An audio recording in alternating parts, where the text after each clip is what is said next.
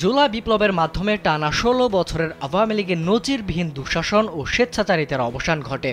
এরপর কোণঠাসা হয়ে দেশ ছেড়েছেন ঢাকা দক্ষিণ সিটি কর্পোরেশনের সাবেক মেয়র ব্যারিস্টার শেখ ফজলে নূর তাপস। এরপর সাবেক মেয়র তাপস, তার স্ত্রী আফরিন তাপস শিউলি ও ছেলে শেখ ফজলে নাশওয়ান এবং তাদের ব্যক্তি মালিকাধীন স্বার্থ সংশ্লিষ্ট প্রতিষ্ঠানের ব্যাংক হিসাবও স্থগিত রাখতে বলা হয়েছে।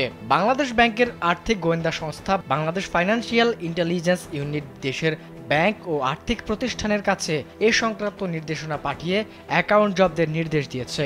সোমবারে তথ্য নিশ্চিত করেছেন বিএফআইইউ এর সংশ্লিষ্ট এক ঊর্ধ্বতন কর্মকর্তা।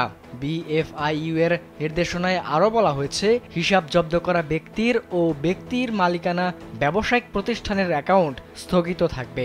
আগামী ৩০ দিন এসব হিসেবে কোনো ধরনের লেনদেন করতে পারবে না। প্রয়োজনে লেনদেন স্থগিত করার এ সময় বাড়ানো হবে। এছাড়া লেনদেন স্থগিত করার নির্দেশের ক্ষেত্রে মানি লন্ডারিং প্রতিরোধ বিধিমালা সংশ্লিষ্ট ধারা প্রযোজ্য হবে বলে বিএফআইইউ এর চিঠিতে বলা হয়েছে।